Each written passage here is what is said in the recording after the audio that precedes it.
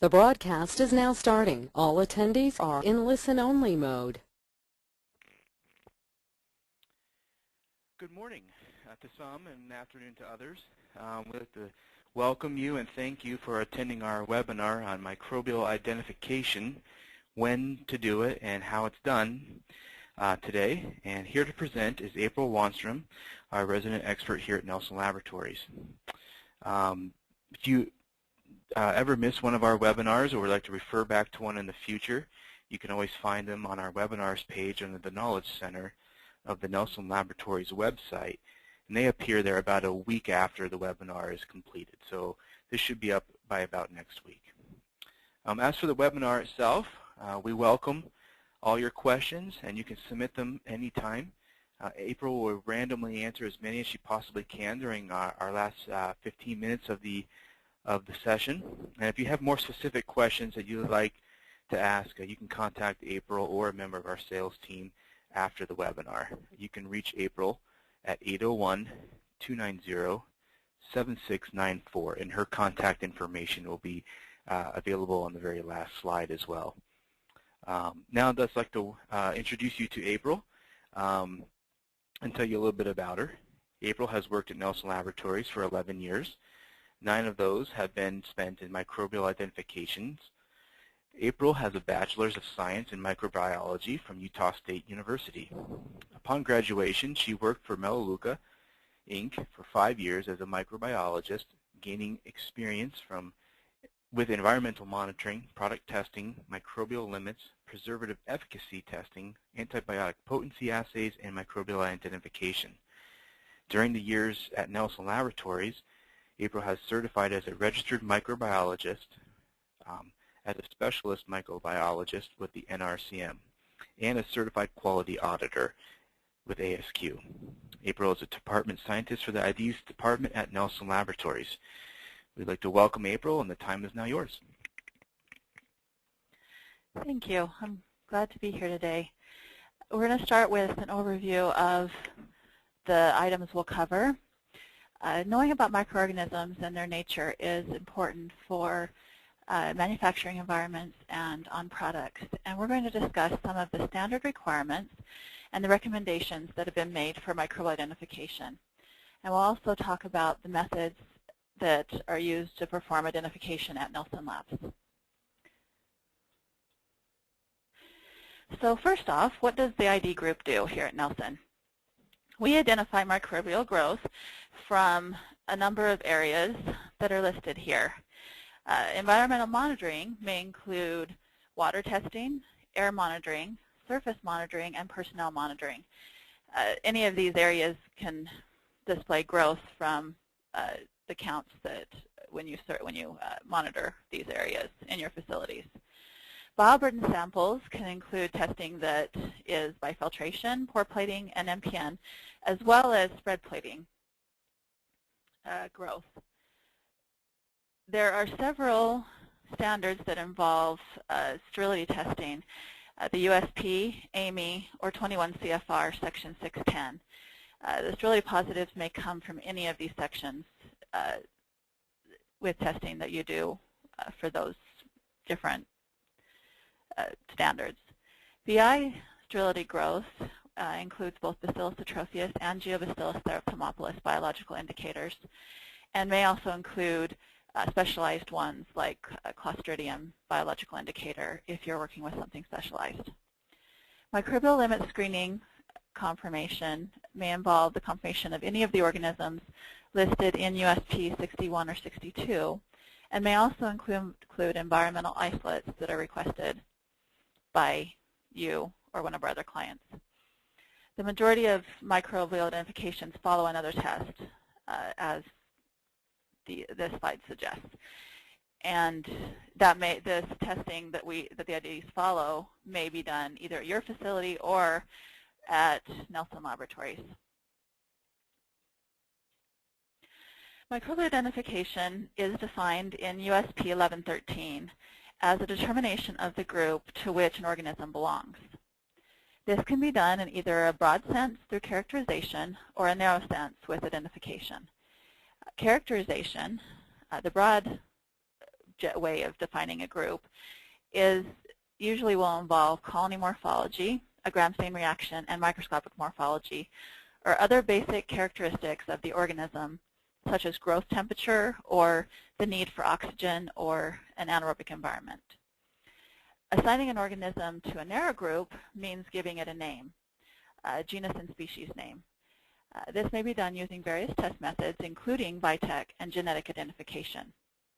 An example of a broad or narrow group may be considering humans. A broad group of characterization for a human would be a male or a female. And a narrow group involves giving that person a name, a first and a last name. So let's consider an example with my dad's family. There are 8 children in my dad's family, and there are 4 males and 4 females. That would be a broad characterization of my dad's family, that there are 4 males and 4 females. Now, if we really wanted to get to know more about my dad's family, we would need to find out their names.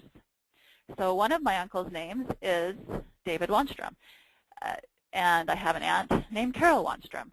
If we wanted to relate it to a genus and species name, we would need to give the last name first and then the first name last. So it would be Wanstrom David or Wanstrom Carol. And from that name, you can find out more information about a microorganism, or in this case, a human. USP 1113 is an informational chapter in the USP on microbial identification, characterization, and strain typing. It opens with the paragraph that's shown here. And several of the standard documents introduce microbial identification in the same way that USP 1113 does.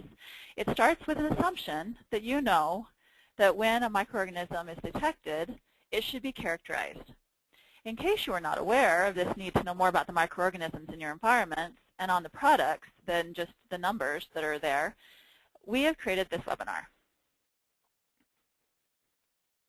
We'll start off with environmental monitoring. It's important to set up an environmental monitoring program in your manufacturing areas. Consider monitoring the air and the surfaces in areas that have direct product contact.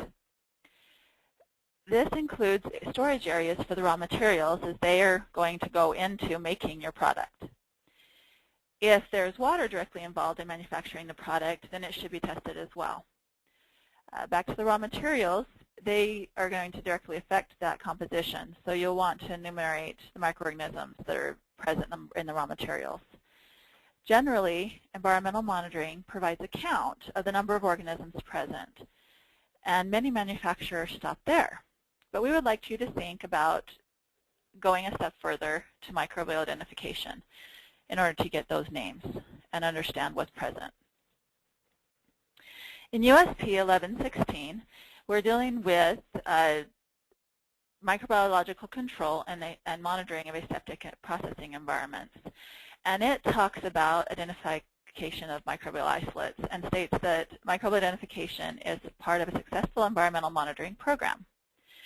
Microbial identification is going to be a valuable tool in understanding what microorganisms are part of the normal flora in the facility, and also in trending the types of microorganisms present.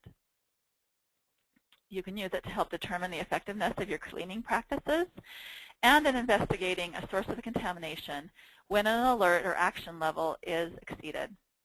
In USP 1116, it talks about alert or action levels as being a recommended detection frequency. While USP 1116 is directed at aseptic processing, performing identification of microbial isolates from the manufacturing environment is also valuable for terminally sterilized products and for non-sterile products. It is important to be able to show that you have control over the manufacturing environment. Many of our clients will use Nelson Laboratories to provide counts as part of their environmental monitoring program, but few of them are making use of microbial identification to gather additional important information. When high counts occur in your environmental monitoring or in product bioburden, investigation may become difficult if you haven't made microbial identification part of your system. It's wise to establish an environmental bioburden baseline by characterizing the microbial growth found in your environmental monitoring. a good way to get started is to do characterization and or identification of the predominant organisms in each area of your facility. If the organisms are similar, in the future you may consider characterizing or identification on the combined sampling areas. By monitoring for a year, about every quarter or every month, you can detect seasonal changes that occur in the environment, and it'll give you information to establish a baseline for the types of organisms in the environment. In AMY 11737, it talks about bioburden testing, and it defines microbial characterization of the bioburden. Many of you are doing product bioburden on your products, and we wanted to point out that AMY 11737 uses shall when referring to microbial characterization of the bioburden growth. In this slide, it shows the guidance that is provided for what types of testings could be done to characterize the organisms. These are listed as A through F and include microbial identification using a genetic sequence data. If you haven't been characterizing your bioburden, you aren't following the standard. AMY 11737 doesn't provide a requirement for how many microorganisms that shall be characterized. And so as you consider how many to do, look at the level of your bioburden growth. If there's a high level of growth, it may be wise to consider characterizing a larger number. Some of our clients choose to routinely characterize the predominant 3 from the growth obtained in bioburden testing. This is a good way to establish a baseline of the types of organisms that are present on the product bioburden, as long as you are doing it consistently whenever you are doing bioburden testing. To make the types of organisms more readily available to our clients, Nelson Labs has started to include the predominant or top 3 gram stains in all of the radiation dose audit test codes. And this gram staining is done after the bioburden testing is completed. This began with the 2013 pricing. Radiation sterilization is important to many of you, and in AMY 11137, it talks about the possibility of defining a product family. Some of you like to group your products into families, and this can only be done if both bioburden and microbial characterization are being done. Microbial characterization can provide an idea of the types of organisms that comprise the bioburden population. Depending on how often you manufacture your product, you may have a basis for comparing products and possibly grouping them into families after you collect both bioburden and microbial characterization information for a year. In time, this ability to group your products into a family could save you money in the overall amount of testing that you need to do. Continuous radiation sterilization. Dose audits are most often done every 3 months, but in AMY 11137, it discusses the possibility of extending the time between dose audits. But there are several things that you need to know in order to do this. You need to be doing your bioburden consistently, and the counts need to be stable over time. In addition, you need to be characterizing your microorganisms every time you're doing your bioburden, and they also need to be similar over time. And there's also the next item, which is knowledge of the resistance of microorganisms that comprise the bioburden. In order to really know the resistance of the microorganisms, you're going to need to know a name. And a lot of characterization is only involving a gram stain. So you may want to consider, in order to actually know the resistance of microorganisms, there are certain ones that by knowing the name of the organism, you can know specifically whether it's resistant to radiation. Some examples include Methylbacterium, Roseamonas, Aerobasidium pullulans, and Acinetobacter radiresistens. Some of these organisms are pink in colony color, and that can be an indicator that some are using as part of their gram stain. If they find a pink organism, they consider going further with their into microbial identification. USP 71 is about tests of sterility. And it is another standard that makes the assumption that you already know that you need to identify any organisms that are found in a sterility test. So if there's a sterility positive, you're going to need to identify that organism and find out about its properties and possibly do an investigation. In USP 62, they're screening for objectionable organisms like E. coli, Pseudomonas, Salmonella, Staph aureus, and Candida albicans. Defined in USP 62 is that if there's growth in any one of these objectionable screenings, you're going to confirm it by an identification test. The identification test may include either characterization, such as colony morphologies, gram stains, biochemical reactions, or it may include identification, up to and including genetic identification. One thing to note is that USP 62 is a minimal number of organisms to screen for that could be objectionable. In product recalls, there have been quite a few that weren't on this list, and so you may want to consider your product and what organisms may be objectionable for your product. Here is a diagram of objectionable organisms that have been found in recalls in the past few years. As you can see, there are a number of other organisms beyond those that are listed in the USP 62 objectionable organisms. There are other Pseudomonas besides Pseudomonas aeruginosa. There are other Staphylococcus species besides aureus that have been involved in recalls. E. coli and Salmonella belong to the Enterobacteriaceae family, but it looks like that since it lists them as Enterobacteriaceae, that there are also others that are found beyond E. coli and Salmonella that have been considered objectionable. Under yeast and mold, it just lists them as a group. Candida albicans falls into that group, but other yeast and mold may become objectionable. Bacillus cereus is a positive rod, a spore former, and can cause food poisoning, and so it would be objectionable in a food product. Crassiobacterium is another gram-negative rod.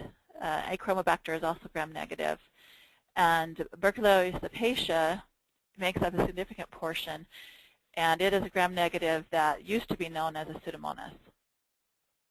So as you can see, there are quite a number that are objectionable that wouldn't even have been found by doing the screening in USP 62 unless you specifically requested extra organisms be added. You need to consider the product type and the method of delivery and how the product interacts with the human body. And these differences can make other organisms objectionable for your product. None of us likes to see any of the situations that are listed on this slide. A spike in your bioburden, a sterility positive, counts that exceed limits, BI positives, or a growth in a USP 62 screening are undesirable, but they often do happen.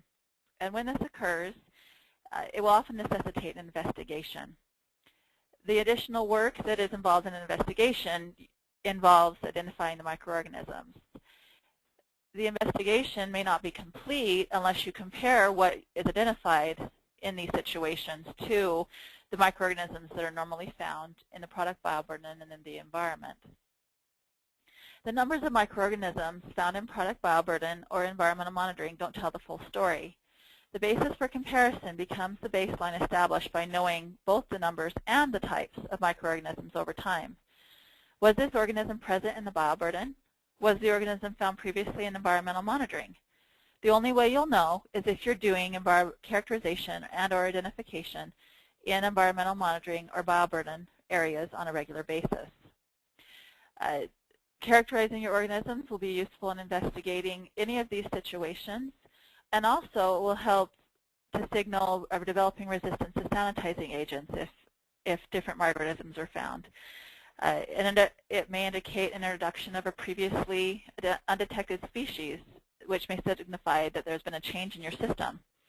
And you also, by doing the characterization of isolates, can determine a possible source for the organism. So let's recap and talk about establishing a baseline. There are many important points we've covered from the standard documents. Microbial identification is an important part of environmental monitoring program. It puts flesh on the basic information provided by the number of organisms in an area. Doing both environmental monitoring in manufacturing areas and microbial identification, along with tracking that information, helps you to establish a baseline. A baseline is important for letting you know what the normal flora and the normal counts are in the product contact areas in your manufacturing facility. Microbial characterization is a required part of doing product bioburden.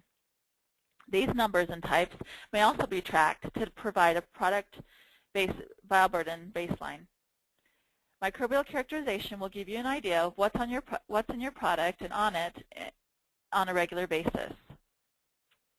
By doing microbial characterization or identification each time you do bioburden or environmental monitoring testing, you build a wealth of information on what is normal for your products and your facility, and you'll be able to detect when a change occurs. If something new shows up in the microbial identification that you haven't seen before, you will know and be able to look for a source. Not creating a baseline leaves you vulnerable when things go wrong. You don't want to see a sterility positive or a failure, or a spike in the bioburden, or exceeding levels, but the reality is that they seem to inevitably happen at some point. You won't be able to fully investigate these situations without a baseline information about what is in the bioburden and in the environment. This is an example of how you can track your organisms and know what they are. Over time, we've seen that there tends to be a lot of Staphylococcus in the environment. These tend to come from people. Bacillus tends to be an environmental organism as well and is found often in the soil. Micrococcus are also have human origin, and Phenotypic is a subgroup of bacillus that would also be found with soil. Doing the microbial identification on your bioburden and environmental monitoring counts will give you an idea of what types of organisms are present normally, and you'll be able to keep track of these things if you're doing your microbial identification or characterization. This is a picture of the IDs department at Nelson Labs. We work hard to identify organisms, and most of us have had microclasses or have microdegrees. And one of the things that is important when you're doing microbial identification is to have some experience with these things, because microorganisms don't necessarily do what you really expect them to all the time. And you need someone who has some experience with organisms to do the interpretation on what's happening with the organisms that are present. Let's talk about doing microbial identification at Nelson Labs. All of our identification processes require that a single organism type be present. And so we subculture to obtain a larger amount of growth from a single organism. So in this case, we're starting with a bioburden plate that's pictured on the left. There are a number of different colony types on this bioburden plate. And so what we would do if we wanted to subculture just one is we would take a portion of the colony that's indicated by the arrow, and then we would subculture it to agar media. And we streak for isolation to try to get isolated colonies and additional growth of the organism. It may appear that the organisms on the bioburden plate, some of them are isolated, and why not just use them to test? The reality is that when colonies start, they may not start with a single cell. There may be multiple cells, and there's a possibility that some of those cells could be different organisms. There may be multiple cells that start the colony, and so they could grow on top of each other and multiply until there's millions of organisms so that you can see a colony. And yet you can't necessarily tell that there's more than one there. And so by subculturing, we are able to see that we only have one organism type, as they're streaked for isolation. Some of the colonies are right next to each other, and it makes it difficult to sample only one when they're right next to each other or on top of each other. And sometimes there are lots more colonies than are shown here on a filter. And when they're really close together, and there's thousands of them, we really have to subculture in order to try to just get a single organism before we can proceed with identification. If we start with a sample growth from liquid media, we'll see only turbidity. We won't see a colony. And turbidity is a cloudy appearance in the media. So we subculture the liquid onto an agar media again to grow the organism and examine for pure culture. Again, sometimes there are multiple organisms present, and so if there are multiple organisms, we will further isolate them onto agar media to get growth like a picture on the right. To start off, we will do characterization. And one of those parts of characterization is to look at the colony morphology of the organism. And that can include color, shape, pigment production, and the size of the cell of the colony that we're looking at. In this case, we're seeing a yellow, flat, round colony. We would report it this way also on a gram stain report.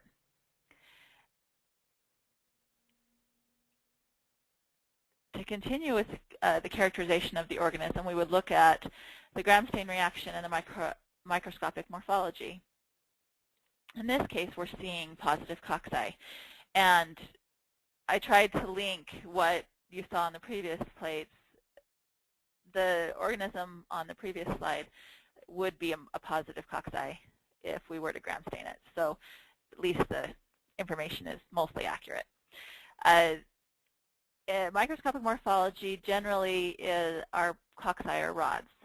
In order to give you a concept of what they might look like in real life if you could see them without the microscope, think of cocci as peas or grapes, and rods as rice or hot dogs. They're three-dimensional, so cocci are not just a flat circle. They have dimension just like we do as people. A picture of us looks, like two-dimensional, but just like a picture of us, a slide of microorganisms will have a three-dimensional, and so the cells can look different under the microscope and not be. Sometimes they're a little bit elongated or they're lopsided on one side because they are three-dimensional, and we may see them from different planes when we look at them in the microscope. The gram stain reaction can be gram-positive or gram-negative, and this reaction has to do with the composition of the microorganism cell wall. Depending on the composition, the organism will retain a purple stain, known as crystal violet, or it will lose it when it's decolorized, when the cells are decolorized with alcohol and acetone. The cells that lose the stain when they're decolorized become clear, and so in order to see them, we need to add a second stain that is red, known as safranin. The red cells are called gram-negative. The purple cells are called gram-positive. This information allows us to place the organisms into broad categories, as mentioned in USP 1113.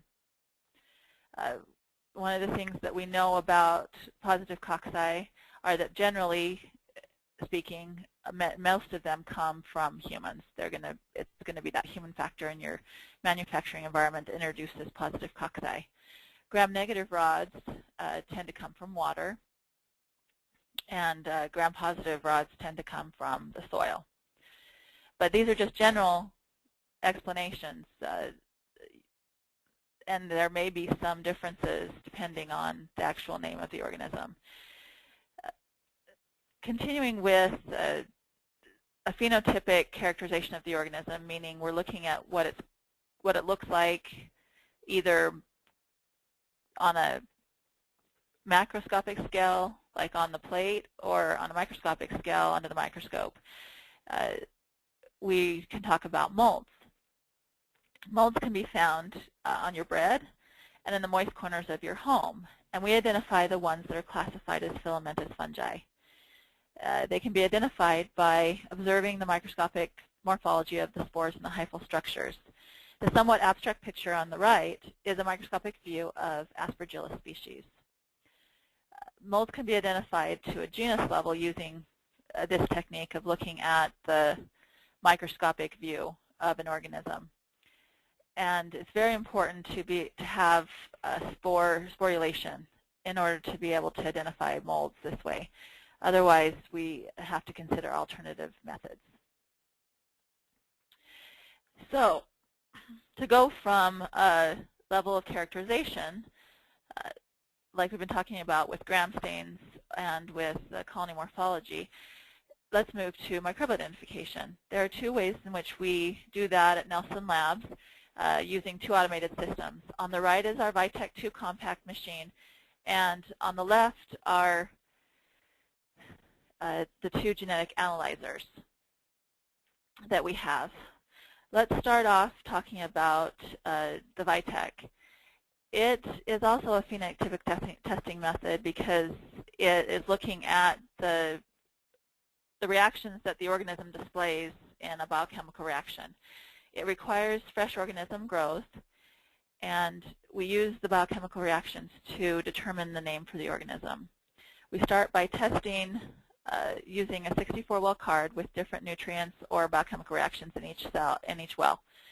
We make a solution of the organism and add it to the wells, and then the card is incubated within the Vitek and is read by a spectrophotometer to catch the pattern of developing positive and negative reactions within the card.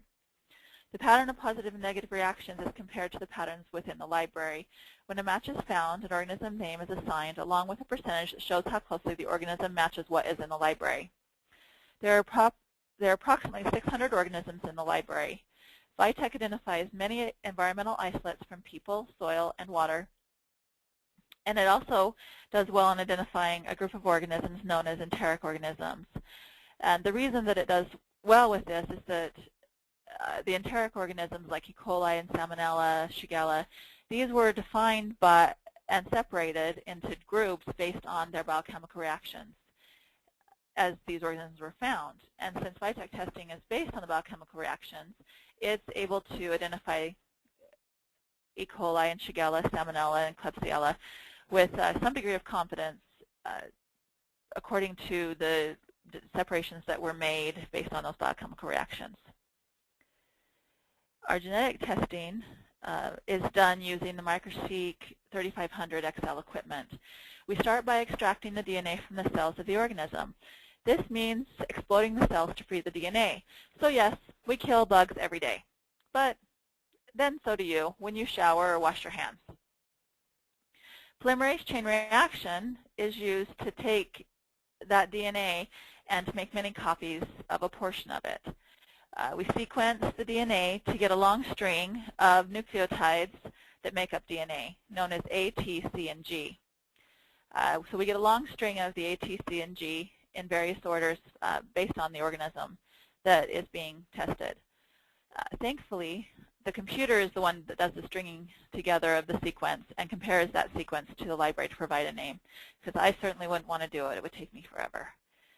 Genetic testing will identify the many environmental isolates that Vitek identifies and quite a few more. There are 2,200 organisms in the genetic library. Genetic testing can struggle with enteric organisms because of what I mentioned with the Vitek, that the naming of these organisms was based on separations in their biochemical test results. It turns out that some of those organisms that were separated due to biochemical reactions aren't that different from each other in genetics. Genetic does do really well, though, with the radiation-resistant organisms like Deinococcus, Methylbacterium, Roseomonas, and some of those others, where they aren't in a lot of them aren't in the Vitek library, or at least not very many species of them are present in the Vitek library. So if you aren't getting a specific answer with either system, it may be wise to consider the strengths and weaknesses of each system in deciding what testing to use. All right, so a polyphasic approach. We mentioned this in our advertising for this webinar. And you might wonder, what is a polyphasic approach? A polyphasic approach means making use of many levels of information to classify your organism. This means that you're going to look at multiple characteristics. You're going to look at the colony morphology, the microscopic morphology, the staining properties, the growth temperature the organism has, what biochemical reactions may be involved.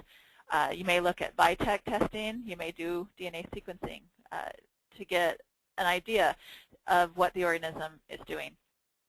And so what it's important to do in a polyphasic approach is to look at both that colony microscopic morphology and to look at what the name of the organism is and what the automated system brought up as the name in order to see if it all makes sense. And so again, that's a good reason to involve microbiologists in your testing. And with that, we are ready for questions, and I appreciate your participation today. Thank you. All right, thanks, April, for your insights, and we've all gained some great information and knowledge today. We're just giving April just a few seconds to look over the many questions that you have submitted. So we're just giving her a second to collect your thoughts on that.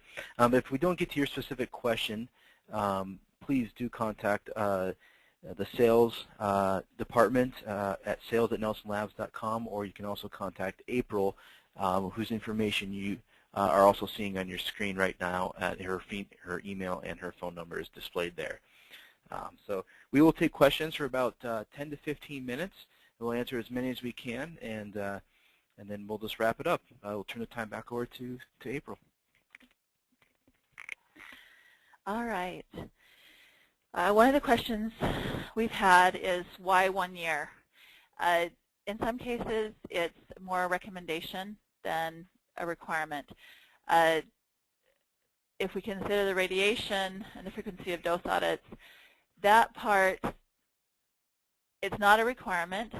It just says that you need to do 4 consecutive dose audits to start considering that. It's not a requirement. It's recommended that you should do some things. Now, as far as environmental monitoring goes, it's good to do a year. It's not required. Again, it's just a recommendation, because if you do a full year of monitoring, you'll be able to see any seasonal changes. Some places in the country, and Utah is one of them, we see changes in the amount of mold spores that are present in the air and some of the other organisms because of what's happening in those different seasons. When we go into fall, molds start to become active as they're breaking down leaves and things as we're going into winter. And sometimes we also see a spike in spring as the snow melts and things are coming out. So you're not required to do a year, but it's a good recommendation so that you can see what changes over time in your environment and in your product bioburden, because sometimes that stuff that's in your environment gets on your product as it's being manufactured, and so it can also affect the product bioburden.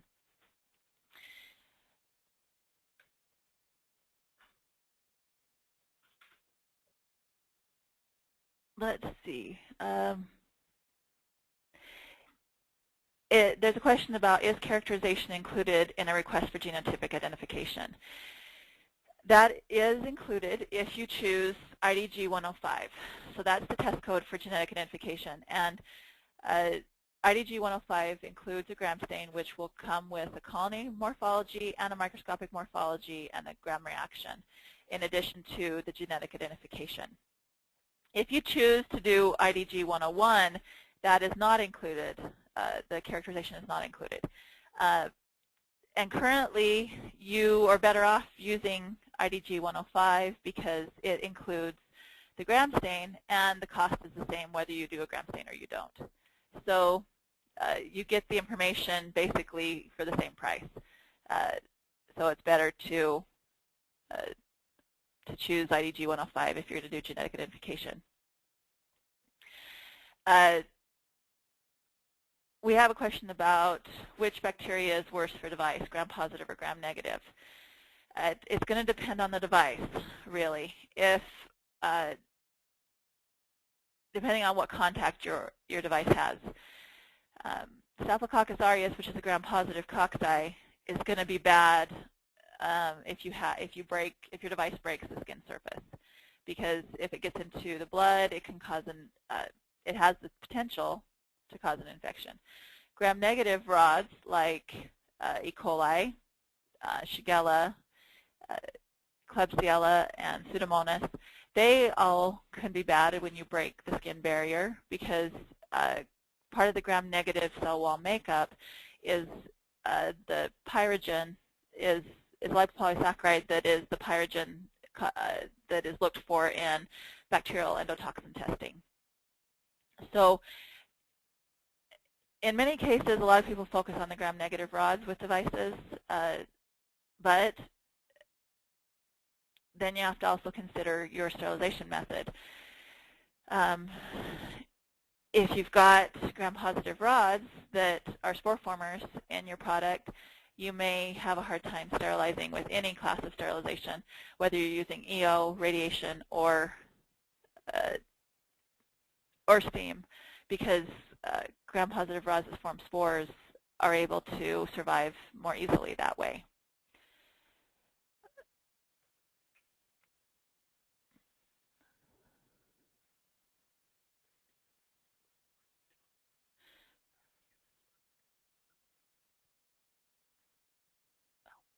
All right, so if you're interested in doing environmental monitoring, you can test at your own lab and or involve us in your testing. We have environmental monitoring expert in the microbiology group, Phil Tuckett, who can work with you to determine sites and frequency and of your monitoring, and give you help and ideas with that option.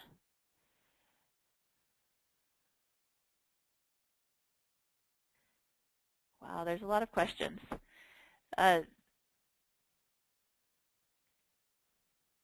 We have a question about, do we perform biochemical pre-screening in deciding on genetic testing, or rather suggest Vitec to the client?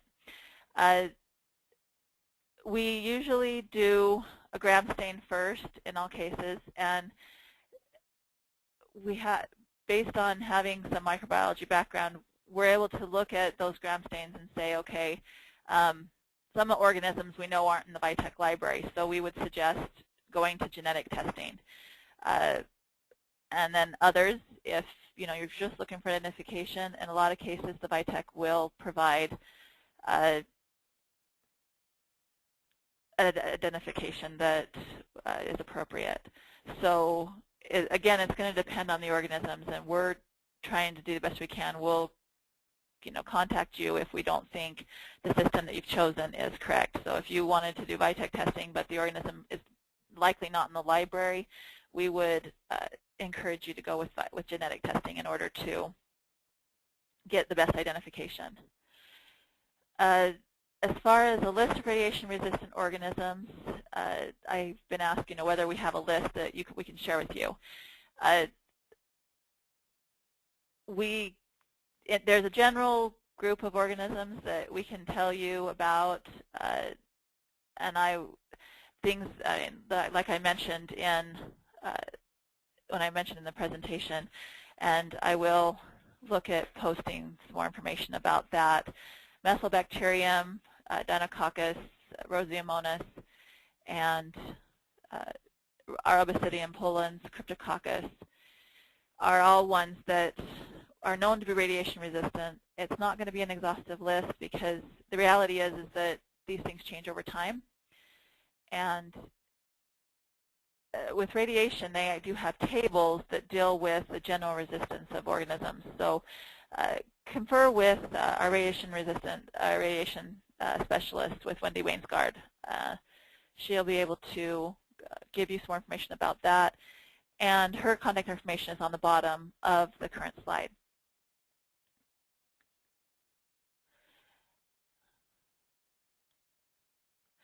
As far as references for gamma-resistant organisms, some of those are based on the Burgess reference manuals, and some of them are found in articles that have been published online. So we would probably have to, in order to give you a better idea of what references are available for different types, we'd need to look at talking with the person who asked that question specifically. As far as tracking and trending organisms overall or by product family, if you've been able to group them into a product family and you're only doing product family testing, then you would track and trend that way. If you're still currently doing organisms and you're testing all your different products, you may want to have tracking that's available for the specific products as you do your testing overall.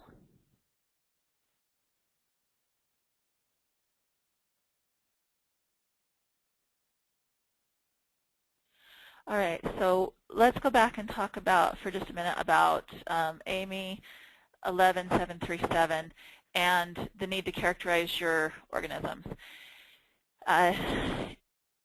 Characterization needs to be a little more specific according to that document. I mean, it says you can just say, what colony morphology is and microscopic morphology, staining properties, biochemical reactions. Really, truthfully, aerobes, anaerobes, spores, and fungi really isn't specific enough. It just, it doesn't even tell you whether you've got gram-positives or gram-negatives.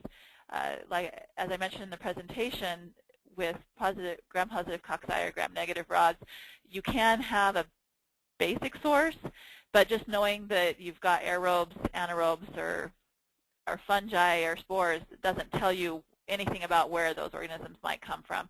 And part of an investigation, you're going to need to try to get an idea of where those organisms come from. It looks like I am out of time and need to wrap it up, so I will hand the phone back over to our organizer. Great, thanks, April. Unfortunately, we are out of time, and we'd like to thank you all for attending today, and we'd like to thank April again for sharing her expertise with us as well. If we didn't get to your question,